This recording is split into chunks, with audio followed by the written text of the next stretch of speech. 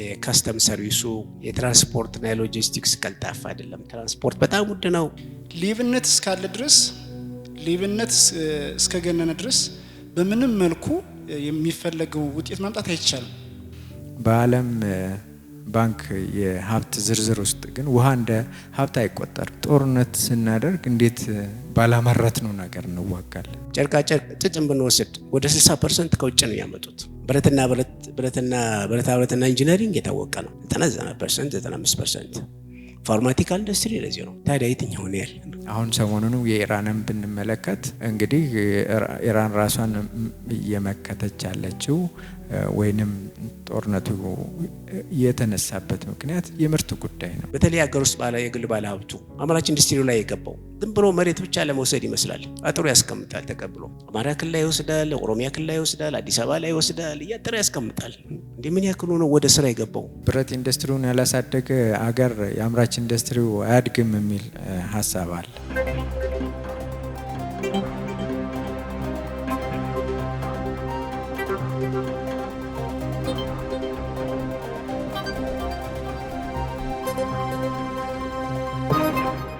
አጠር ያለ ቆይታ ይኖረናል። በመሰረታዊነት እናንተ ያነሳቻቸውን ሀሳቦች መሰረት አድርገን የተወሰኑ ጥያቄዎችን እናነሳለን። እኔ ልጀምር። የመጀመሪያው ጥያቄ ለሁለታችሁም የሚሆን ጥያቄ ነው። የተነሳንበት ዋናው ርዕሰ ጉዳያችን የዓለም ኢኮኖሚ ተቀዛቅዟል ወይስ ተስፋ ወይስ ስጋት ነው የሚል ሀሳብ አንስተናል። እውን የዓለም ኢኮኖሚ ተቀዛቅዟል ወይ? ምንድነው ማሳያ የሚሆኑት ፋክተሮቹ? በተለይ የኢንዱስትሪ ዘርፉ ተግዳሮቶች ገጥሞታል ማለት እንችላለን የሚል ቀዳሚ ጥያቄ አለኝ። ሁለተኛው ጥያቄ አምራቹ ዘርፍ የሚባለው የትኛው ነው? ማሽን የሚያመርተው ወይስ ማሽን አምጥቶ ማሽን ገዝቶ ፕላስቲክ ኦር ዳቦ ኦር ሌላ ነገር የሚያመርተው የትኛው ነው አምራች የሚል ጥያቄ አለኝ። ሌላው መንግስት በፖሊሲ በኢትዮጵያ ታምርት ንቅናቄ ከፍተኛ ክትትልና ድጋፍ እየወሰደ ነው። በተጨባጭ ፋይናንስ ላይ ያሉ ሰዎችም እንዲሁም ደግሞ ኢንዱስትሪ ላይ ማኒፋክቸር ላይ ያሉ ሰዎችን ደግሞ በስራ አጋጣሚ ሳገኛቸው አሁን የፋይናንስ ሴክተሩ ክፍት ነው ብለው የሚያመሰግኑ ሰዎችም ገጥሞኛል። በተለይ ትልቁ ፋይናንስ ስለሆነ ለዚህ ኢንዱስትሪ አስፈላጊው ብዙ ለውጥ መመዝገብ ቢኖርበትም በአብዛኛው ግን በተኪ ምርት እንጂ በኤክስፖርት እምብዛም ደግሞ ሆኖ ተመልክቻለሁ። ለምሳሌ ባለፉት 3 ሳምንታት ስኳር ኢንዱስትሪ፣ ማኒፋክቸሪንግ ላይ ለምሳሌ ጨርቃ ጨርቅ እና ቆዳ ኢንዱስትሪ ላይ ተከታታይ ፕሮግራሞች ተሰራ። የጨርቃ ጨርቅ ኢንዱስትሪ በተኪ ምርት እንጂ በኤክስፖርት ያለው ቫልዩ ከ2010-14 ጀምሮ ያሉትን እስካሁን ባለ ነው በኢትዮጵያ አቆጣጠር በጣም ዝቅተኛ የሚባል አፈጻጸም ነው ያለው። ቆዳና ሌዘርን በተመለከተ እዚህ ሀገር ቅድም እንደውም ዶክተር አንዳንዱ ከብዙ ማምረት ይልቅ ጥቂት ነገር ሰርቶ ብራንድ ላይ ትኩረት አድርገዋል የሚል ሀሳብ አንስተዋልና እንደዛ ካልሆነ በቀር ኢትዮጵያ ውስጥ ከመገናኛ ወደ 22 እስከ ስቴዲየም እስጢፋኖስ አልፈን እስከ ሜክሲኮ ድረስ ብንደርስ የትኛው ቦታ ነው ጥሩ የቆዳ ሌዘር ተሰቅሎ የምናይበት ሱቅ ያለን? እኛ በአፍሪካ ቀዳሚዎቹ እንስሳት አለን። ቆዳና ሌጦ ላይ ትልቅ ሀብት አለን፣ አቅም አለን፣ ፖቴንሻል ላይ ካል ይህኛው ግብዓት በኢንዱስትሪያችን መገለጥ ነበረበት። ነገር ግን 1 2 3 4 10 15 እያልኩ መጠራቸው ግን በጣም ብራንድ ያላቸው የሌዘር ኢንዱስትሪ ላይ የተሰማሩ ባለሀብቶች እንዳሉ ግን በግል ያውቃለሁ። ግን ለምን ይሄ ውጤት ተቀነሰ? ምኑ ላይ ነው ችግሩ የሚል ሀሳብ እንድታነሱልኝ ይፈልጋለሁ። ኢንዱስትሪው በአሁኑ ወቅት ያሉበት ችግሮች ምንድናቸው? ለምሳሌ ቅድም ችግር ያልናቸው ዶክተር እየጠቀሷቸው የነበሩ መሬት ነው፣ ኃይል ነው፣ ፋይናንስ ነው ወይስ አሁንም የፖሊሲ ችግር አለ? የትኛው ነው መሰረታዊ ችግሩ? እውን ያሉን ኢንዱስትሪ ፓርኮች ግን በእናንተ ግንዛቤ በእናንተ አረዳድ እያመረቱ ነው ማለት እንችላለን?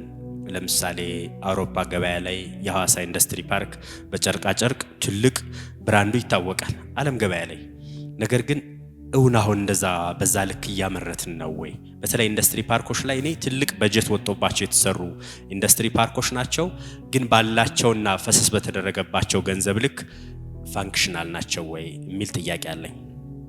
ለዶክተር ብርሃኑ በብቸኝነት ኢንዱስትሪው የሚገባውን እድገት ላለማደጉ ለዘርፉ የሚሰጠው በጀት ወደ ፍጆታ የምግብ መጠጥ ላይ ፈሰስ መደረጉ ነው አሉና ይሄ ከኢትዮጵያ ካላት ፖቴንሻልና ሀቅ ጋር ያነሱት ሀሳብ አይጣረስም ወይ? ለምሳሌ እኛ አምራች ስንባል መጀመሪያው ከግብርናው ነው የምንጀምረው። የግብርናው ውጤት ለማኒፋክቸሪንግ እና ኢንዱስትሪው ግብዓት ከሆነ እዚህ ላይ መስራታችን ይበልጥ ውጤታማ አያደርገንም ወይ? ባለፉት 3-4 ዓመታት በፊት እኮ ኢትዮጵያ ለፍጆታ ምርቶች በአመት 600-800 ሚሊዮን ብር ለዘይት ለተለያዩ ግብዓቶች ታወጣ ነበር። ይህን ላይ ማተኮራችን ልክ አይደለም ወይ የሚል ሐሳብ አለኝ። ሌላው ዶክተር አማረ የኢንዱስትሪ እድገትን እውን ለማድረግ 30፣ 50 እና 80 አሊያም 100 ዓመት የሚፈጅ ከሆነ ያለንበት ወቅትና ለዘርፉ የሚደረገው የመንግስት ድጋፍና ክትትል 80+ የተወሰኑ ዓመታት ውስጥ የምንፈልገው ውጤት ልናመጣ የምንችልበት ሊሆን አይችልም ወይ? በተለይ አሁን ወቅት ካለን የመንግስት ድጋፍና በተለይ ደግሞ ለኢንዱስትሪ ሴክተሩ የቅድሚያ ሰጥቻለሁ ለሚል መንግስት ወይም ደግሞ ስራው ላይ እንዳለ ሰው ምናልባት አሁን ያለንበት ጊዜ በአጭር ጊዜ ውጤት ልናመጣ እንችል ይሆን? ምናልባት 80 ዓመት እስካሁን ምንም አላመጣን ብንል 85ኛው ዓመት 81ኛው ዓመት ላይ ውጤት ሊገኝ የሚችልበት እድል ይኖር ይሆን የሚል ጥያቄ አለኝ። አመሰግናለሁ። ስለ አምራች ኢንዱስትሪ ስናወራ ያለፈው 80 ዓመታት በተለይም ባለፈው 15 ዓመት ኢንዱስትሪው በመንግስት ከፍተኛ እውቅናና ደገፊታ እየተሰጠው እንደነበር እናያለን። ግን ከ7% አጠቃላይ ጂዲፒያችን ከፍ ማለት አልቻለም። መሰረታዊ ተብሎ ከተጠቀሱት ምክንያቶች ውጪ ሌሎች ምክንያቶች ያሉ ይመስለኛል። 80 ዓመቱ ወደ ኋላ ተመልሰን ስንሄድ ደርግ ሙሉ 17 ዓመት ጦርነት ውስጥ ነው የነበረው። ኃይለ ሥላሴ መጨረሻው አካባቢ አለመረጋጋት የተማሪዎች አመፅን ጀምሮ ነበረ። አሁን ያለው መንግስት 7 ዓመታት በጦርነትና በግጭት ውስጥ ነው ያለው። ስለዚህ ስለ ኢንዱስትሪ ስናወራ፣ ስለ ማኑፋክቸሪንግ ስናወራ ጦርነት አንደኛው ሳንካ ነው። እሱን ነገር አለመነጋገር፣ እሱን ነገር እልባት ሳይሰጡ እንዴት ማድረግና ወደ ተፈለገው አቅጣጫ መሄድ ይቻላል? እሱ በደንብ አድረስ መደረግ ነበረበት ብዬ አስባለሁ። አድረስ አልተደረገም። ሌላኛው ትልቁ ችግር ብዬ የማስበው ሙስና ነው።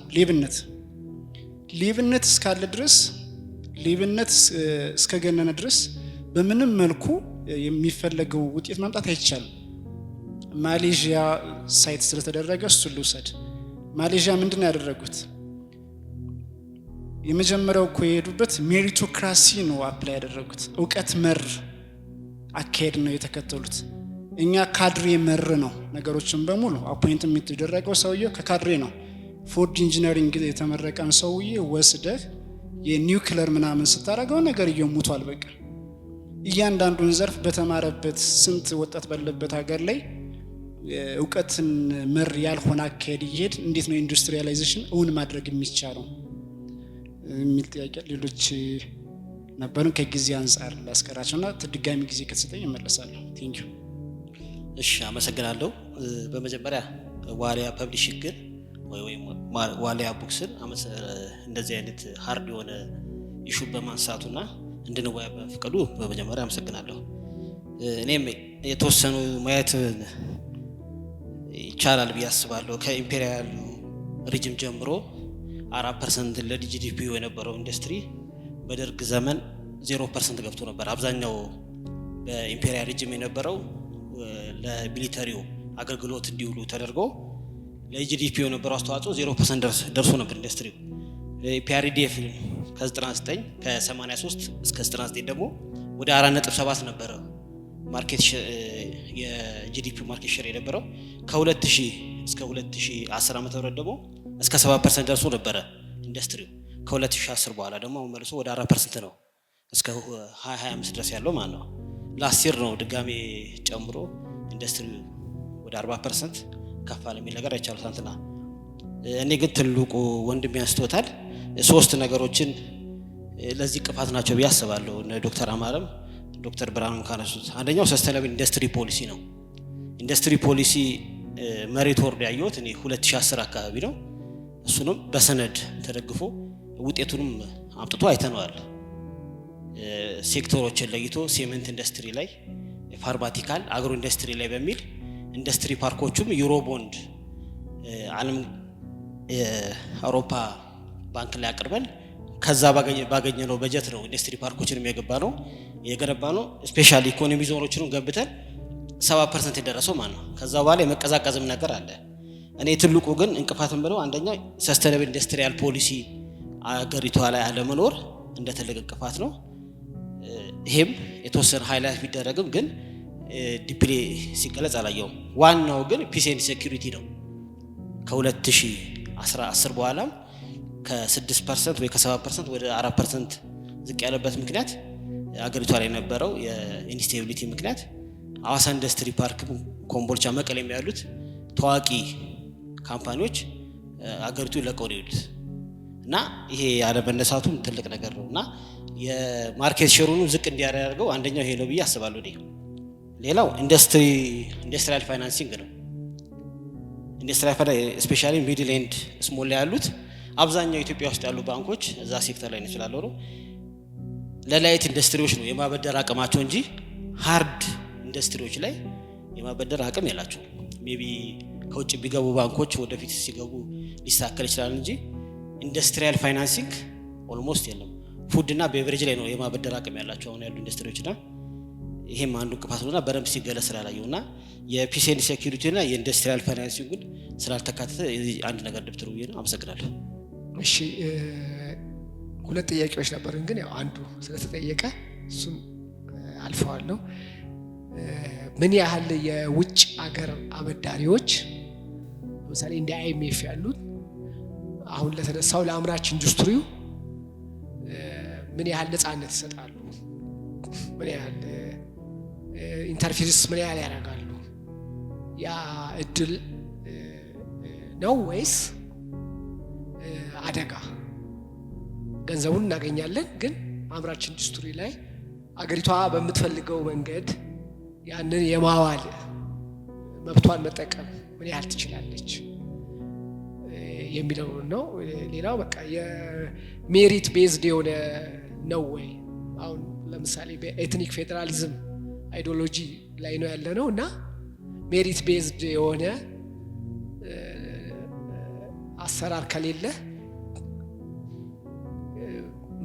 ምን ውጤት ይኖረዋል የሚለው። አመሰግናለሁ። እሺ፣ አመሰግናለሁ። የኔ ጥያቄ ለዶክተር ብርሃኑ ባሻ ነው። ማብራሪያው ላይ የማኑፋክቸሪንግ ኢንዱስትሪ በመቶኛ ያደጉትን ሀገራት ጠቅሰው ልክ እንደ አሜሪካ ከኤዥያም እንደነ ቻይና አፍሪካም አጠቃላይ ዓለም ላይ በመቶኛ እየቀነሰ እንደመጣና በዚህም ምክንያት ብለው ካነሱት ውስጥ የአምራች አገልግሎት ዘርፍ እያደገ መምጣቱን ነግረውናልና ዓለማችን ላይ የማኑፋክቸሪንግ ኢንዱስትሪው አሁን እርሶ እንዳሉት በመቶኛ እየቀነሰ ከመጣ የነዚህ ያደጉ ሀገራት ጣፋንታ ራሱ ምንድነው የሚሆነው የሚለው ነው የመጀመሪያ ጥያቄ። ሁለተኛ ጥያቄ የኮሪደር ልማትን የአምራች አገልግሎትን ሲዘረዝሩልን እዛ ላይ ጠቅሰውታልና እንዴት አገናኘው ቢብራራ የሚለው ነገር ነው። አይ ቲንክ ሶስተኛ ያው ጋዜጠኛ ጠቅሶታል መሰለኝ ዓለም ላይ ያለው የማኑፋክቸሪንግ ኢንዱስትሪም ሆነ ኢኮኖሚው መቀዛቀዝ ለኢትዮጵያ ስጋት ነው ወይስ ተስፋ?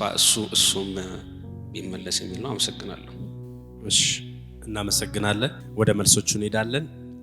ለዶክተር ብርሃኑ አንድ ተጨማሪ ጥያቄ ቅድም ይዤ የነበረ የረሳሁት ኢንዱስትሪ ሴክተሩን በተለይ እርስዎ ባቀረቡት ጽሁፍ ላይ የግንባታው ዘርፍ አንዱ አካል ኦፍ ኮርስ አንዱ አካልም ነው፣ ነገር ግን ሰብሲዳይዝ ማድረግ መርጦ ያስፈልጋል የሚል ሐሳብ አነስተዋልና በምን አግባብ እንደዛ ማድረግ ይቻላል የሚል ሐሳብ አለኝ። ከእርስዎ ነው የምንጀምረው። እሺ፣ አመሰግናለሁ። ብዙ ጥያቄ ነው የተነሳው። እንግዲህ አንዱ የተነሳው ዓለም መቀዛቀዝ እያሳየ ነው ወይ የሚለውን ነው። እኔ እዚህ ላይ የዓለም የአምራች ዘርፍ እየተቀዛቀዘ ነው ወይ በሚል ጥያቄውን አስተካክለዋለሁ እና ይሄንን በቁጥር አንጻር ሲታይ ከጂዲፒ ከሚወስደው ድርሻ አንጻር ሲታይ የአምራች ዘርፉ ድርሻ እየቀነሰ ነው፣ እየተቀዛቀዘ ይመስላል የሚል ነው እና ይሄ ግን ትክክለኛ መቀዛቀዝ ነው ወይ ማለት ይሄ የአምራች ዘርፍ እየቀነሰ መጣ ካል እንዲህ ይሄ ነገር አምራች በቃ አያስፈልግም ወደ አገልግሎት እየሄድን ነው ወይ የሚል እንትን ያመጣል ማለት ነው። ይሄ እኛ ለአምራች ዘርፍ ትኩረት መስጠት አለብን የምንለውን ነገር መቀየር አለብን እንዴ የሚል ሀሳብ ያመጣል ማለት ነው እና ከዛ ዝርዝር ነገር በጥልቀት ማየት ይፈልጋል ማለት ነው እና እኔን እንዳየሁት ከሆነ እኔ የተረዳሁት ተቋማት የአምራች የነበሩት ወደ አምራች አገልጋይነት እየተቀየሩ ነው እና በዚህ ምክንያት በሂሳብ በሚሰራበት ጊዜ በአብዛኛው አገልግሎት ተብለው እየተመዘገቡ ነው እንጂ በትክክል ቁጥሩና እውነታው ልዩነት አለው የሚል ነው እና አሁን በዛኛው በመጣንበት መንገድ ከሄድን አምራቹ ያን ያክል ውጤታማም አይሆንም የሚል አሁን ግን ባለው በአምራች አገልጋይ መልክ ግን ከተያዘ አምራቹንም እያሳደግን ያ ከአገልግሎት የሚመጣውንም ጠቀሜታ እየያዝን ውጤታማ የሆነ ስራ በተለይ እንደ አገር እንደዚህ አይነት ውጤታማ የሆነ ስራ መስራት ይቻላል የሚል ነው እንጂ አሁን መጨረሻ ላይ የተጠየቀው ጥያቄ ያደጉት ሀገሮች እጣ ፈንታ ምን ይሆናል የሚል አይነት ስጋት የሚያመጣ ሳይሆን ይልቁንም አምራቹን ከአገልግሎት ጋር ቀናጅተው በደንብ አጥብቀው እየሰሩ ነው የሚታየኝ እና አሁን እንደ እንትን እኮ የሆነው የላይት ኢንዱስትሪ ቀላልና ጉልበት ተኮር የሆኑ ኢንዱስትሪዎች ይመጣሉ ብለን እኮ እየጠበቅን ነበር እንደ አፍሪካ። ግን አሁን ሮቦቶች ሰሩ ዘን ይሄ ጉልበት ተኮር የሚባለው ቀላሉን ስራ ሮቦትና ኤአይ እየሰራው ነው እና እኛ ጋር ሳይደርስ ቀረ እና በዚያ በድሮ አካሄድ ሄደን ማደግ አንችልም ነው። ይልቅ ላደጉት ሀገሮች ሳይሆን ማደግ ላይ ያሉ ለእኛ ነው ችግር። የዚህ አምራች አገልጋይ ካልያዘን የምንለውን የኢንዱስትሪ እድገት የአምራች ኢንዱስትሪ እድገት በተለይ ማምጣት ያዳግተናል የሚል ነው። ስለ ኢንዱስትሪ ፓርክ ትንሽ ባወራ ደስ ይለኛል። በቀደም ሰኞ ጥያቄዎችንም የተወሰነ መልክ የሚመልስ ነው ብዬ አስባለሁ። ለእኔም ጥሩ ተስፋ ሰጥቶኝ ነው የመጣሁት። ያየሁት እንግዲህ የአዲስ የገቡ አመት ያልሞላቸው ኢንዱስትሪዎች አሉ። የሶላር ፓኔል የሚያመርቱ ኢንዱስትሪዎች አሉ። ወደ ቁጥሩን እንትናለም 3-4 የሚሆኑ ኢንዱስትሪዎች አሉ እና እንግዲህ ሐዋሳ ኢንዱስትሪ የምናውቀው ላይት ኢንዱስትሪ ሌበር ኢንቴንሲቭ የሆነ ኢንዱስትሪ ነው። ይህ የሶላር ፓኔል ግን ሃይቴክ ነው፣ ኢመርጂንግ ቴክኖሎጂ የምንለው ነው፣ ውስጥ ያለ ነው። የሶላር ሴል እንትን ገና እያደገ ወደፊትም በፍጥነት የሚያድግ ዘርፍ ነው እና ኢመርጂንግ አዲስ ቴክኖሎጂ ነው። ከዚያ ደግሞ ኢነርጂ ኢንቴንሲቭ ነው። እዚህ የመጡት የውጭ ተቋማት እንግዲህ ርካሽ ጉልበት ለሚለው ሳይሆን ለርካሽ ኃይል ወይንም አስተማማኝ ኃይል አቅርቦት ነው የመጡት። ይህን ሶላር ሴሉን ለማምረት ዋናው ፓርት ወደ 1200 ዲግሪ ሴንቲግሬድ ድረስ ሙቀት ይፈልጋል። እና ይሄ እንግዲህ ባለፈው ሚያዝያ አካባቢ የመጡ ተቋማት መጥተው ፋብሪካቸውን ተክለው ማምረትና ወደ ውጭ መላክ ጀምረዋል።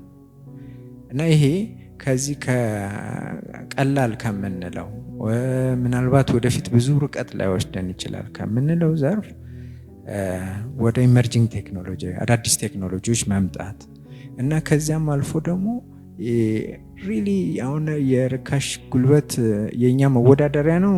አሁን በሮቦት በተስፋፋበት ምንለውን ኢነርጂ በተለይ ክሊን ኢነርጂ ፈልገው የመጡ ተቋማት አሉ ነው እና ይሄ ትክክለኛ የሀገራችን መወዳደሪያ በተለይ የህዳሴው ግድብ መጠናቀቅ በእኛ አሁን በውሃ ላይ በተለይ እኛ ብዙ ወንዝ እንዳለን የታወቀ ነገር ነው። በዓለም ባንክ የሀብት ዝርዝር ውስጥ ግን ውሃ እንደ ሀብት አይቆጠርም። አሁን መሬት ይቆጠራል፣ ጫካ ይቆጠራል፣ ማዕድን ይቆጠራል፣ ምን ይቆጠራል። ውሃ ግን እንደ ሀብት አይቆጠርም በዓለም እንትን ማለት ነው። እና እኛ እዚያ አካባቢ ያለው እንትን ሊስፋፋ በኃይል ምንጭ በተለይ ንጹህ ኃይል አቅርቦትን ማስፋፋት ማሳደግ ትላልቅ ኢንዱስትሪዎችን ልክ አሁን የሶላር ሴል እንዳልነው የሞባይል የኤሌክትሮኒክ አጠቃላይ የመኪና ፋብሪካዎችን የምንስብ የምንይዝ የምናመርት አገር መሆን የምንችልበትን መንገድ ማሰብ እንችላለን ብዬ ነው ማስበው። ሌላ የዚህ የጦርነት ጉዳይ የተነሳው እኔ ለዓለም ለኢንዱስትሪ እድገት ማለት ነው ጦርነት ትልቅ አስተዋጽኦ አለው ብዬ ነው ማስበው። ጦርነት የዓለም ጦርነት የወርልድ ዋርም የሁለተኛውንም ለጦርነቱም መንስኤ ነው። ለዘርፎቹም እድገት ትልቅ አስተዋጽኦ አለው ብዬ ነው ማስበው። አሁን ሰሞኑን የኢራንን ብንመለከት እንግዲህ ኢራን ራሷን እየመከተች ያለችው ወይንም ጦርነቱ የተነሳበት ምክንያት የምርት ጉዳይ ነው። አሁን ወደኛ ሲመጣ ጦርነት ባለበት እንዴት ምርት ኢንዱስትሪ ይስፋፋል? እንደውም በትክክለኛ እንትን ከታሰበ ቢሆን ኖሮ ጦርነት ስናደርግ እንዴት ባላመረት ነው ነገር እንዋጋለን የሚል ጥያቄ ነው የሚነሳብኝ እና እኛ እንዲያውም ጦርነትን በአግባቡ ያልተጠቀምን ሀገር ነን ብዬ ነው ማስበው።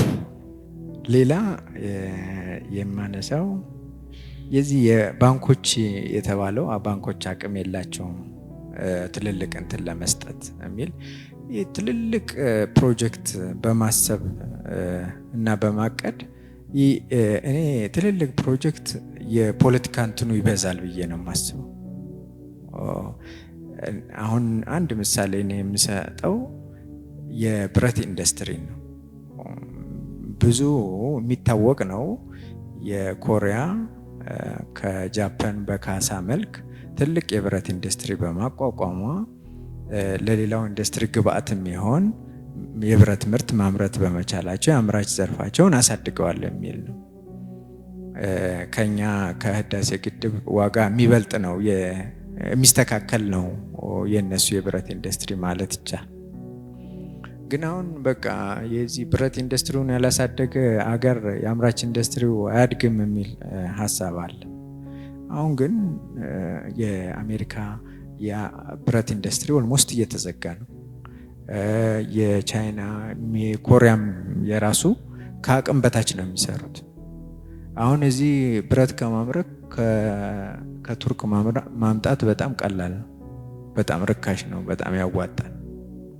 እና ያንን ልንሄድበት የማንችል ሰው ሄዶበታል ብለን ልንሄድበት የማንችል ነው። ትልልቅ የብረት ኢንዱስትሪ ሳይሆን አሁን አሜሪካን ሀገር ትንንሽ እና መካከለኛ ኢንዱስትሪዎች ቢሆኑ እንደዚያ የሆኑ ትልልቆቹን ጣሏቸው ነው አሁን ያለው ነገር ማለት ነው። እኔ አሁን የማዳበሪያ ፋብሪካም ትልቅ ፕሮጀክት ተጀምሯል። ማለት ከሌለው ነገር እና አርሶ አደሩ እንደ ሀገር ደግሞ ካለን ችግር አንጻር በምንም መንገድ ቢሆን መሰራቱን ደግፋለሁ፣ መጀመሩን ደግፋለሁ። ግን እንደዚህ ትልቅ ፕሮጀክት ከሚሆን ይልቅ አነስተኛና መካከለኛ ቢሆን እመርጣለሁ።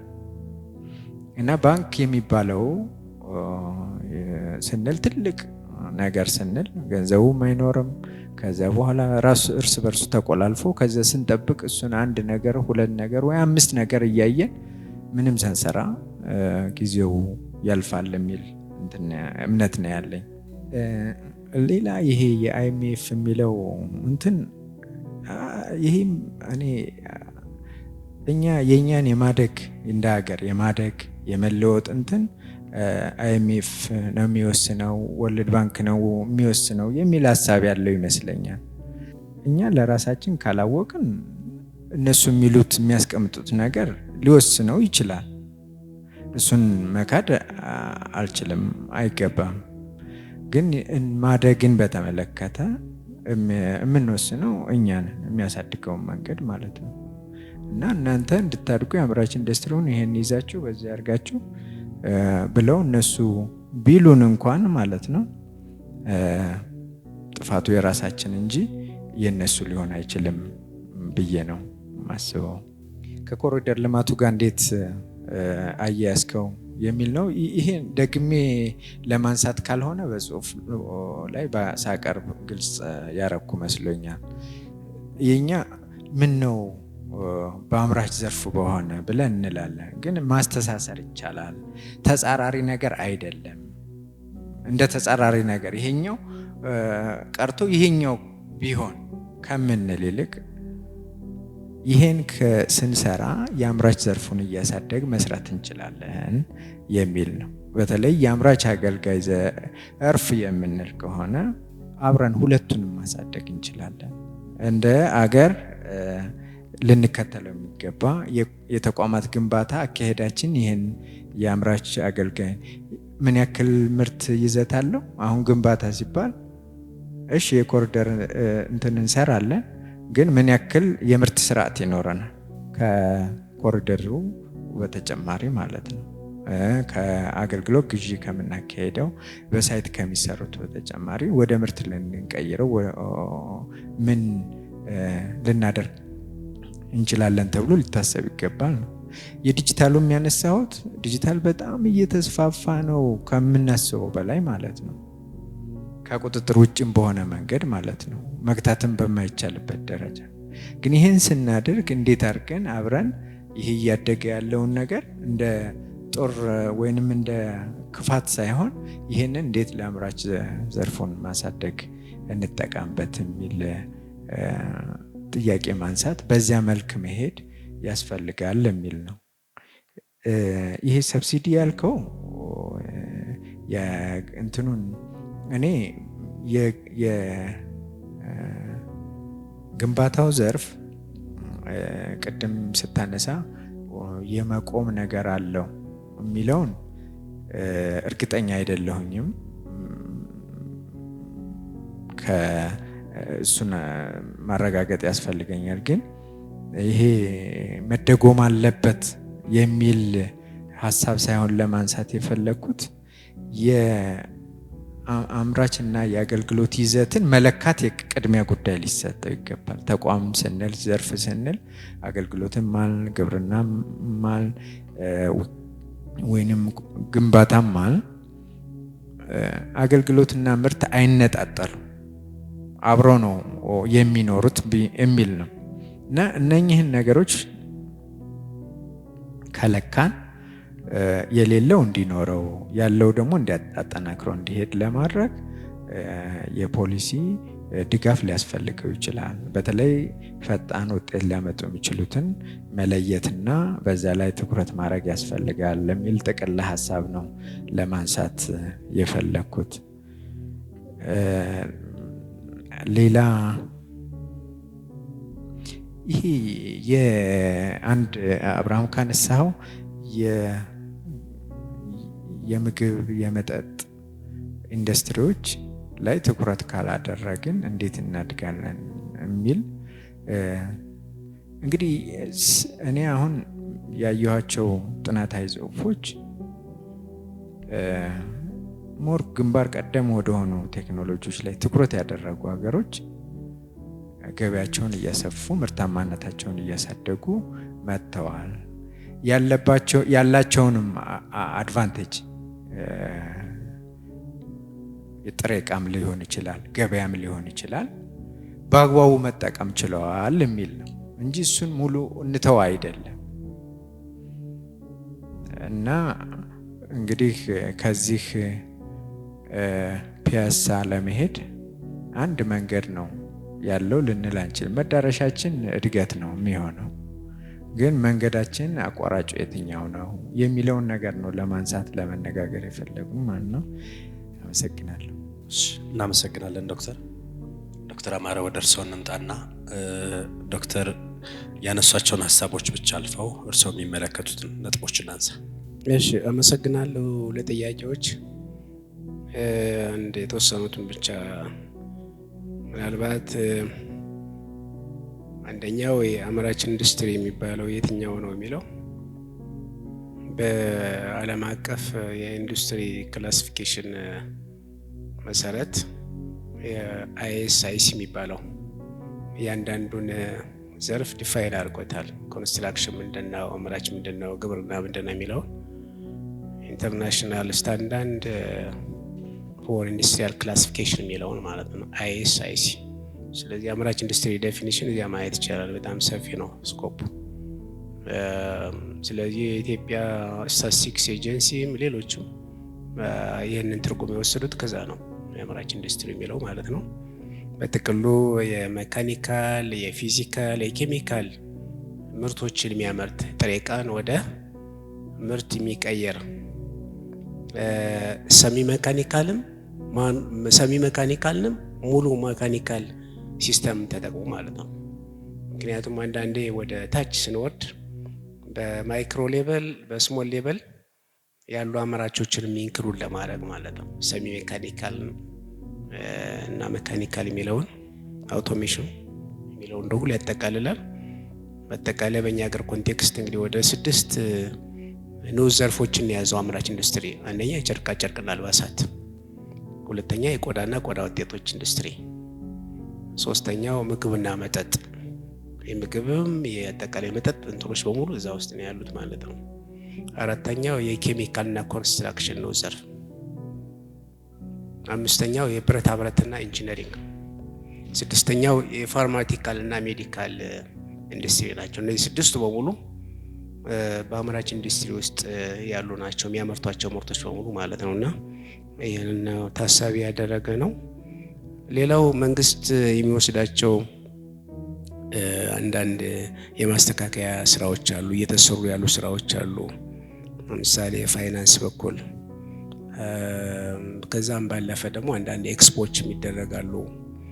የአምራች ኢንዱስትሪዎች ያሉባቸውን ችግሮችም ለማየት እና እነሱም ለመፈታት ሙከራዎች አሉ በነገራችን ላይ በኢትዮጵያ ታምርት ኢኒሼቲቭ። ስለዚህ ከዚህ አንጻር ያለው ነገር እንዴት ይታያል የሚለው በእኛ በኩል በእኔ በኩል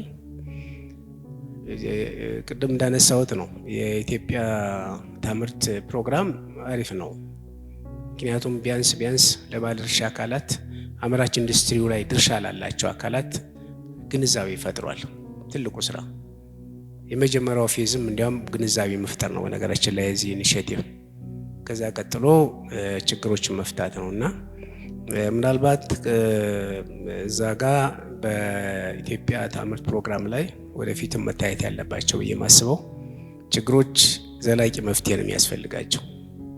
ለምሳሌ የግብዓት አቅርቦት ችግር አለብኝ ለሚለው፣ የውጭ ምንዛሬ ችግር አለብኝ ለሚለው፣ ትራንስፖርት ኤክስፖርት ለሚያደርግ አምራች ኢንዱስትሪ ከፋብሪካው እስከ ጅቡቲ ወደብ ያለው ትራንስፖርት በጣም ውድ ነው፣ ኢንኤፊሽንት ነው፣ አስቸጋሪ ነው ብሎ ካለ እነዚህን ችግሮች ለመፍታት የሚደረገው እንቅስቃሴ አለ፣ የሚደረገው ሙከራ አለ። ግን ችግሮቹ እስካሁን አልተፈቱም ነው ዋናው መሰረቱ።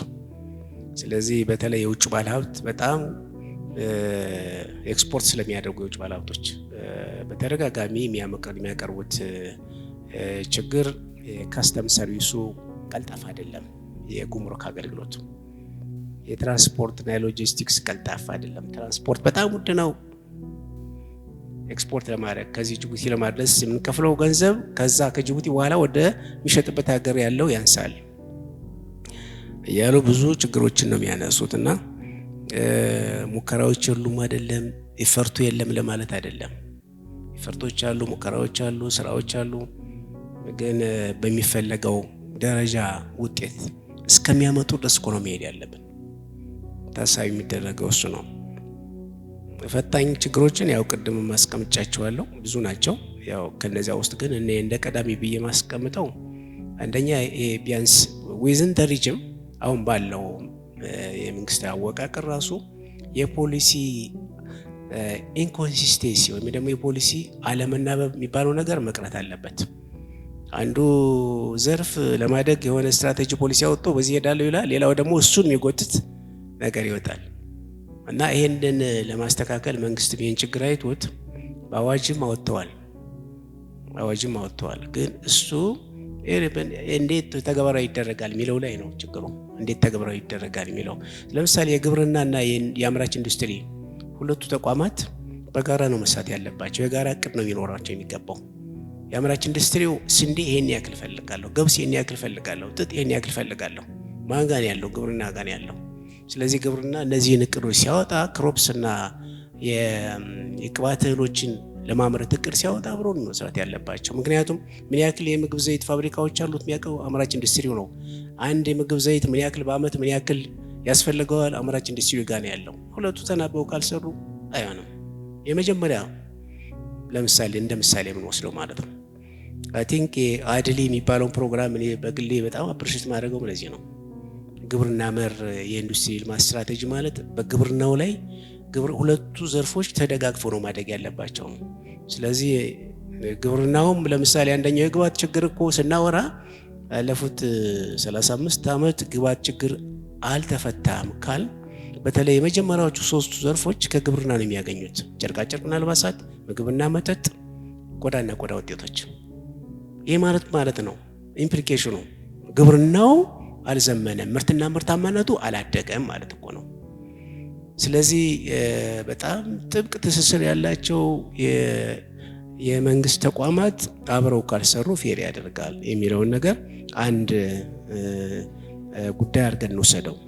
የግብዓት ችግር በጣም ክሮኒክ ነው ለአምራች ኢንዱስትሪው፣ አሁንም ክሮኒክ ነው። ስለዚህ ማምረት ከሚችሉት አቅም በታች እያመረቱ ያሉት ቁጥር አንድ የግብዓት አቅርቦት ነው። ለምሳሌ ኬሚካልና ኮንስትራክሽን ወደ 90% ከውጭ ነው የሚያመጡት ግብዓት። ጨርቃጨርቅ ጥጥን ብንወስድ ወደ 60% ከውጭ ነው የሚያመጡት። ብረታ ብረትና ኢንጂነሪንግ የታወቀ ነው 90%፣ 95%። ፋርማቲካል ኢንዱስትሪ ለዚህ ነው።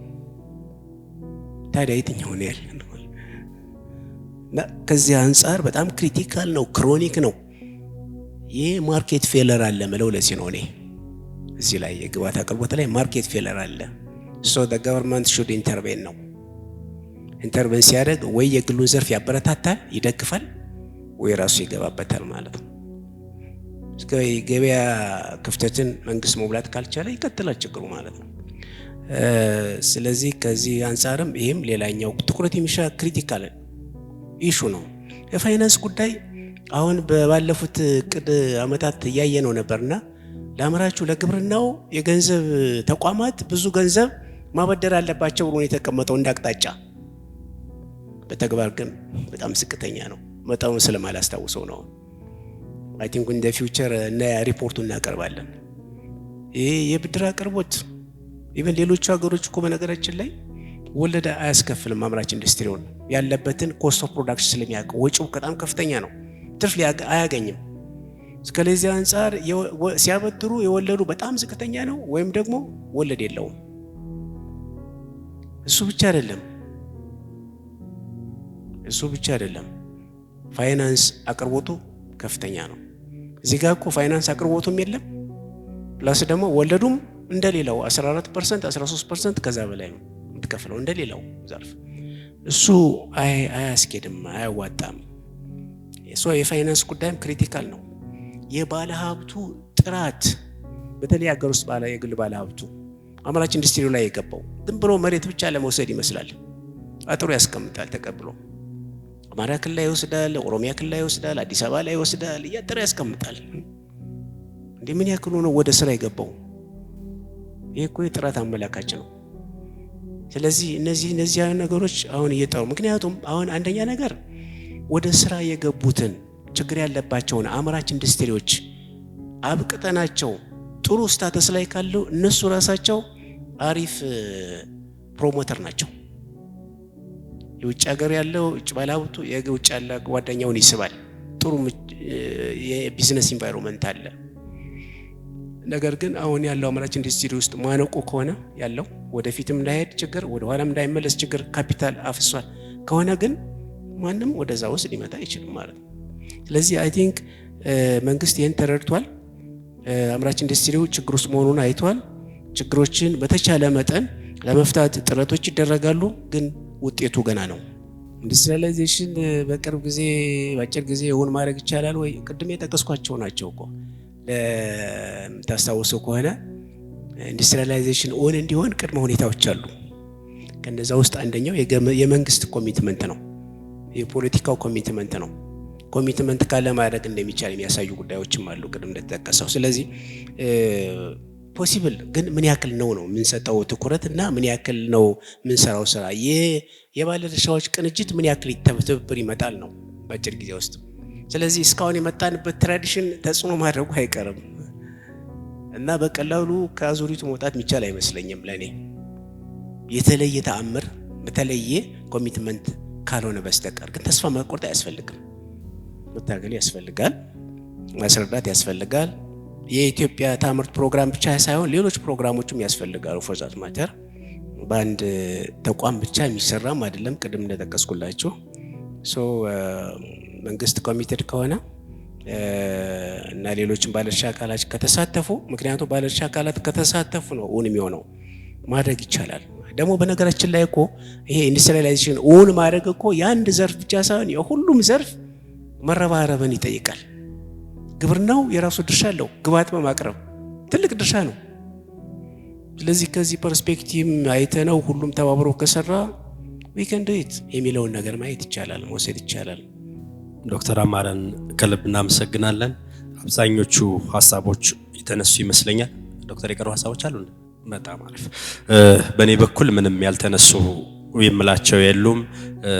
ለማጠቃለያ ያክል ዶክተር ብርሃኑ ካነሷቸው ነጥቦች መካከል በዋናነት አንዱን ዘርፍ ከሌላው ጋር ማስተሳሰር፣ ለምሳሌ ኮሪደርን ከአምራቹ ዘርፍ የሚለውን ሀሳብ ብንወስደው ጥሩ ይመስለኛል። ምናልባትም አንዳንድ ከተሞች ላይ እንደዛ አይነት ሙከራዎች ተሞክረዋል። እርግጠኛ አይደለሁም አዲስ አበባ ላይ ይሞከር። የኮሪደሩ ስራ ላይ ለምሳሌ የመብራት ማቀፊያ ቦታዎችን እንደዛ አይነት ስራዎችን የሚሰሩ ሐዋሳ ላይ ተመልክቻለሁ። ድሬዳዋ አካባቢ እንደዛ ነገሮች ተመልክቻለሁ። ምናልባት ቅድም ዶክተር የሐዋሳ ኢንዱስትሪ ፓርክ ቀጣይ ተስፋ ያሉትን ሀሳብም እኔም የመጎብኘት እድል አግኝቼ ስለነበርና በቀጣይ ብዙ ለውጦች ይመጣሉ ብለን ተስፋ እንድናደርግ እድል የሚሰጡ ይመስሉኛል። ግንባታው ቁሟል የሚል ሳይሆን በአሃዛዊ እድገት ሲታይ ካለበት ለውጥ የለውም ወይ ደግሞ እድገት የለውም የሚል ትርጓሜ ይሰጠው። በቅድም ስገልጽ እንደዛ ነው። ኮንስትራክሽን ፈጽሞ ሊቆም የሚችልም ስላልሆነ ቀጣይነት ያለውም ስለሚሆን፣ ሌላው ዶክተር አማረ ያነሷቸው ዋና ዋና ነጥቦች አንዱን ብቻ ወይም ጥቂቱን ብቻ ለማንሳት በፖሊሲ ደረጃ የሚጣጣሙና የተናበቡ ፖሊሲዎችን ማውጣትና መተግበር አለብን የሚሉ ሀሳቦች የሚጣሉ አይደሉም፣ መወሰድ አለባቸው። አንዱ ዘርፍ ሌላው ዘርፍ እድገት እንጂ እንቅፋት መሆን የለበትም። አምራቹ ዘርፍ ለዘይት ፋብሪካ ሰሊጥ እየፈለገ የግብርናው ዘርፍ ጥሬውን ሰሊጥ ኤክስፖርት አደርጋለሁ ብሎ የሚነሳ ከሆነ የእድገት ፕላናችን ዘም ብሎ እንዘጭም ቦጭ ካልሆነ በቀር ሪሊ ውጤት ማምጣት የሚችል አይመስለኝም። ሌሎችም ዘርፎች አምራቹን ዘርፍ መደገፍ አለባቸው። የሚያስማማ ሀቅ ነው። ፋይናንስ ላይ በቂ አይደለም በቂ ሊሆን አይችልም የሚል እምነት አለኝ በእኔም በኩል። ነገር ግን በጥቅሉ በመንግስት በተወሰዱ ኮሚትመንቶች እንደ ሀገር ባለን የተወሰዱ የፖሊሲ እርምጃዎችም ጥቅል የሚያሳየን አንዱ በኢትዮጵያ ታምርት ንቅናቄ የገጠሙን ችግሮች ነበሩ፣ የማንክዳቸው ሀቆች። እዚህ ሀገር ላይ ብቻ ሳይሆን ዓለም ላይ የመጣው የኮቪድ ወረርሽኝ ብዙ ፋብሪካዎች ተዘግተው ሰራተኞቻቸው እንዲበትኑ ሆኖ ነበር። እዚህ ሀገር ላይ ደግሞ ሌሎች ሰው ሰራሽ ደግሞ ግጭት፣ ጦርነት የመሰሉ ደግሞ ተግዳሮቶች አሉብን። ምናልባት ዶክተር ብርሃኑ እንዳሉት ወደ ድል መቀየር ሌላው ብልህነት ሊሆን ይችላል። ነገር ግን እነዚህ ችግሮች ነበሩ። ይህንን አልፈን ወደ ማምረት እንዲመለሱ በማድረግ ረገድ የተወሰዱ እርምጃዎች ጥሩ ናቸው ብዬ አምናለሁ። አምራቹ ዘርፍ እንዲለወጥ የፖሊሲ ማሻሻያ፣ ለውጥ ማድረግ፣ ድጋፍ ማድረግ እንዲሁም ደግሞ የመንግስት ብርቱ ክትትልና ኮሚትመንት ያስፈልጋል። የሌሎች ዘርፎች ድጋፍም ለዚህ አምራች ዘርፍ ውጤታማነት መሰረት ናቸው የሚሉ ሐሳቦችን እወስዳለሁ። ምናልባት እንደው የቀረ ሐሳብ ከሌለ በቀር ጽሁፍ አቅራቢዎቻችን እንዲህ አይነት ውይይትም እንድናደርግ እዚህ ድረስ መጣው ጊዜያቸውን አቅምና ጉልበታቸውን ሰጠውም እዚህ ድረስ መጣው እንዲህ አይነት የመወያይ ሐሳብ አቀርበውልን እንድንነጋገር እድል የሰጡንን ምሁራንን ከልብ አመሰግናለሁ። ታዳሚያንም በዚህ ላይ በመገኘት ቅድም አምራቹ ወደዚህኛው መድረክ ከመምጣታችን በፊት አሁን የቲክቶክ ዘመን ነው። ሰው ማምረት አይፈልግም አይደለም፣ ማረስ የሆነ ነገር ፋብሪካ ላይ ማምረት አይፈልግም። ቁጭ ብሎ ስለሚመረተው ሐሳብ ማውራት ቲክቶክ ላይ ይችላል። ገንዘብ እንደሚሰራ ያምናል። ዲጂታሉ ዓለም ወደዛ እየወሰደን ነውና እንዲህ አይነት መድረክ ቁጭ ብሎ የሚታደም ሰው ጥቂት ብትሆኑ ማግኘት ጥሩ ነው ብዬ ስለማምን እናንተንም ከልብ አመሰግናለሁ። ቆይታችን ይህንን ይመስል ነበር። ከልብ አመሰግናለሁ።